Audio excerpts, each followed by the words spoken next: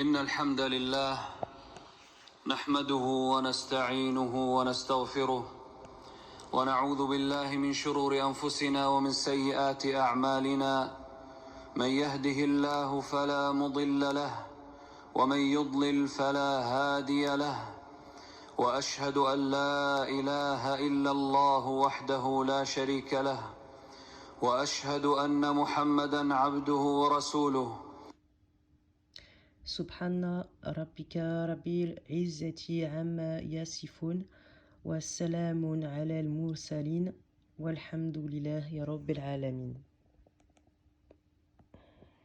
Nous allons étudier dans cette vidéo la sourate 96 Al-Alaq,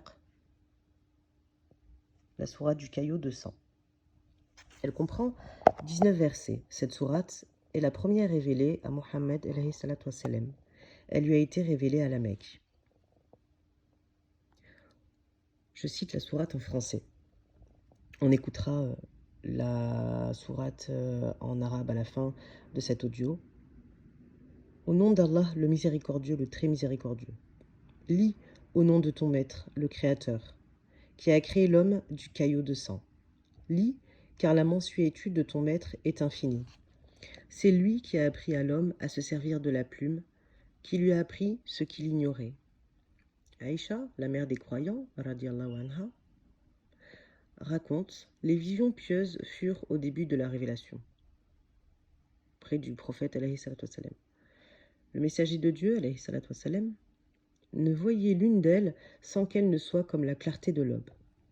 Puis, il aimait la retraite, se retirer dans une grotte appelée Hira, où il s'adonnait à des pratiques cultuelles, selon la religion d'Ibrahim alayhi wassalam, pour passer un nombre de jours à la suite, après avoir emporté avec lui de quoi vivre avant de retourner chez sa femme. Ensuite, il retournait chez Khadija, radiallahu anha, pour s'approvisionner de vivres en vue de passer des nuits semblables jusqu'à ce que la vérité lui fût apportée dans la grotte de Hira. Un jour, l'ange Djibril vint lui dire « Lis ». « Je ne sais pas lire », lui répondit le prophète alayhi salatu wassalam, qui racontait ce récit. Il m'étreignit, en parlant de l'ange Djibril, il m'étreignit au point de me faire perdre toute force, puis il me relâcha en me disant « Lis ». Il répondit « Je ne suis pas de ceux qui lisent ». Il m'étreignit, encore, l'ange Djibril, pour la deuxième fois, au point de me faire perdre toute force, puis me relâcha en me disant « Lis ». Et moi de répondre « Je ne sais pas lire ». À la troisième fois, il m'étreignit au point de me faire perdre toute force, puis il me relâcha en me disant « Lis au nom de ton maître, le Créateur », jusqu'à le verset « Ce qu'il ignorait ». Le messager de Dieu, alayhi salatu wassalam, en retenant ces paroles, les versets du Coran, ayant le cœur frémi, rentra chez Khadija, radiallahu anha, et lui dit « Enveloppez-moi, enveloppez-moi ». On l'enveloppa jusqu'au moment où sa peur fut cessée. Il dit alors à Khadija, radiallahu anha, « Qu'ai-je ? Qu'est-ce que j'ai ?» Il lui raconta l'événement et lui dit, « J'ai cru que j'allais mourir. » Elle lui répondit, « Non, par Dieu, sois satisfait. Dieu ne te couvrira pas de honte, car tu maintiens le lien de parenté. Tu ne dis que la vérité, tu donnes aux démunis, tu héberges les hôtes, et tu viens en aide aux victimes des vicissitudes du droit. » Khadija, radiallahu anha, partit en sa compagnie chez son cousin paternel, Waraka, ben Naoufal, ben Asad, ben Abdul Isa, ben Qasi. Il s'était converti au christianisme au temps anté-islamique. Il savait écrire l'arabe et avait translaté de l'évangile ce que Dieu voulut. Il était un homme âgé, atteint par la cécité. Khadija, radiallahu anha, lui dit « Ô cousin, écoute ce que va te raconter le fils de ton frère. » Waraka demandait au prophète, alayhi salatu wassalam, « Ô fils de mon frère, de quoi s'agit-il » Il lui raconta alors ce qu'il a vu. Waraka de répliquer, « C'est l'ange confident que Dieu avait envoyé à Moïse. » Hélas, si je serais à ce moment-là un jeune homme, vivant encore à l'époque où tes concitoyens t'expulseront. Ils me feront sortir alors, s'exclama le prophète, alayhi salatu wassalam. Waraka de répliquer, « Certes oui, car aucun des hommes n'a apporté ce que tu apportes sans qu'il ne le prenne en ennemi. Si je vis encore ce jour-là, je te viendrai en aide, autant que je puisse le faire.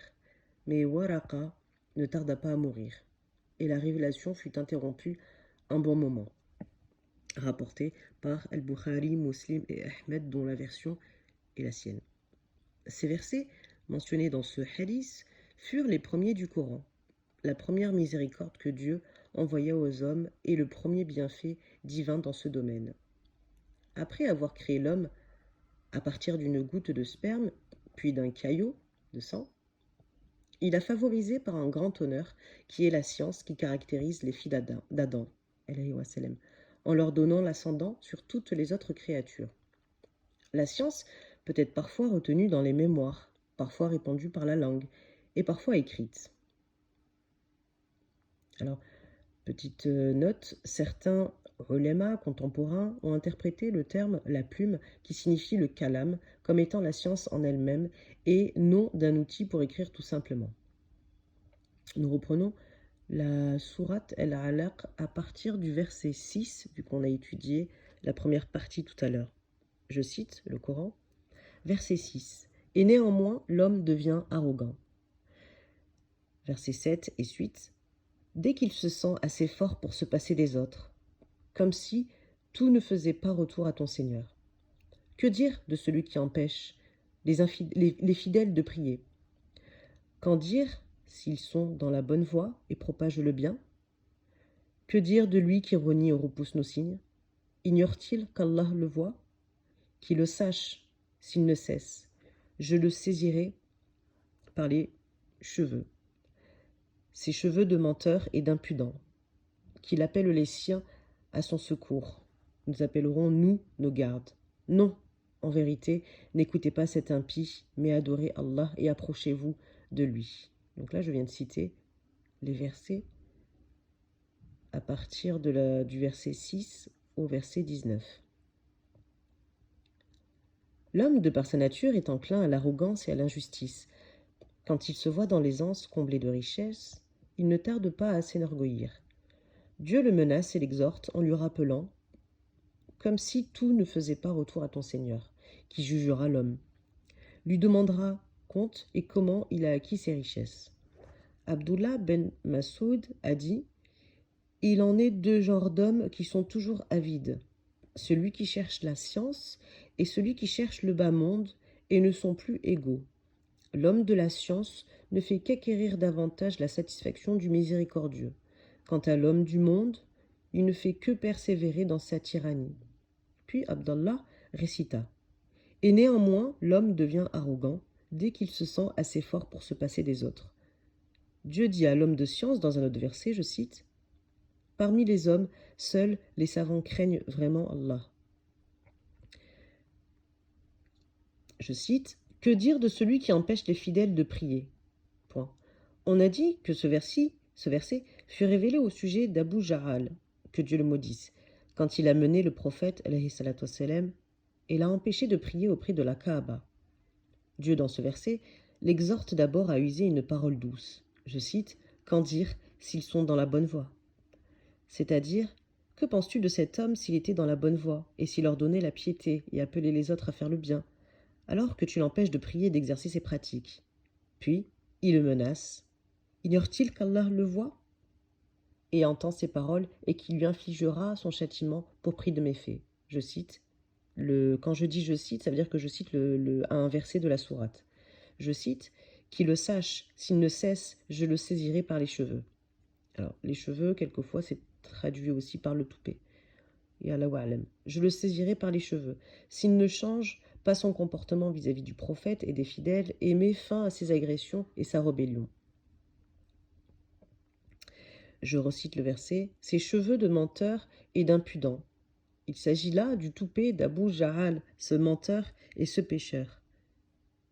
Je cite, « Qu'il appelle les siens à son secours, ses partisans et même sa tribu pour lui venir en aide. » Je cite, « Nous appellerons, nous, nos gardes, c'est-à-dire les anges du supplice, afin qu'ils sachent qui aura le dessus, Dieu et ses anges ou Abu Jahal et ses partisans. » À ce propos, Ibn Abbas rapporte, Abu Jahal a dit, si je vois Mohammed alayhi salatu wassalam, prier auprès de la Kaaba, je lui foule le cou. En faisant part de ses propos au prophète alayhi salatu wassalam, il dit: s'il avait fait, les anges l'auraient saisi. Dans un autre hadith rapporté aussi par Ibn Abbas, il a raconté: le messager de Dieu alayhi salatu wassalam, priait devant la station d'Ibrahim quand Abu Jahal ben Hisham passa auprès de lui et dit: ô Mohammed, ne t'ai-je pas interdit de prier ici? Puis il le menaça. Le messager de Dieu alayhi salatu wassalam, l'avertit et lui tint un langage grossier.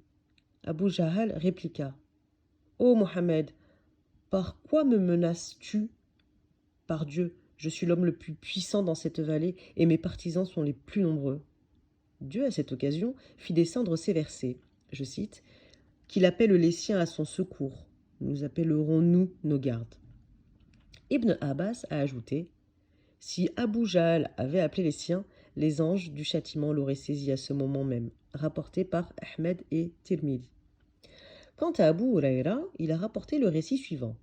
Abu Jahal avait dit: « Mohammed, se permettait-il de se prosterner, c'est-à-dire de prier, alors que vous êtes là? » Oui, il a fait, répondirent-ils. Il s'écria alors: je jure par Allat et Al-Uzza, si je le vois prier ici encore une fois, je lui foulerai le cou et le roulerai dans la poussière. Plus tard, Abu Jahal arriva à la Kaaba alors que le messager de Dieu, alayhi salatu wassalam, priait. Voulant approcher pour lui piétiner le cou, soudain il recula en couvrant le visage de ses deux mains. On lui demanda: qu'as-tu? Il répondit: un fossé en flammes me sépara de lui, ainsi je vis des ailes et des choses effrayantes. Le messager de Dieu, alayhi salatu wassalam, dit alors à ses compagnons: s'ils étaient approchés de moi, les anges l'auraient saisi en l'attirant par tous ses membres. Dieu à ce moment fit cette révélation, rapportée par Ahmed et Nasaï. Non, en vérité, n'écoute pas cet impie. Verset. Ô Mohammed, lui dit Dieu, ne lui obéis pas en l'écoutant pour cesser toute adoration, mais plutôt prie là où tu voudras sans te soucier de ses menaces, car Dieu te garde et te préserve contre lui. Je cite: mais adorez Allah et approchez-vous de lui. Car il est cité dans le Sahih, d'après Abu Huraira, que le messager de Dieu, alayhi salatu wassalam, a dit: la prosternation est la position où l'homme sera très proche de Dieu. Multipliez-y donc vos invocations. Rapporté par Muslim. Subhanaka Allahumma wa bihamdik ashhadu an la ilaha illa ant astaghfiruka wa atubu ilayk. La ilaha illa ant wahdahu la sharika lah. Lahu al-mulku wa lahu al-hamdu wa huwa ala kulli shay'in qadir. Assalamu alaikum.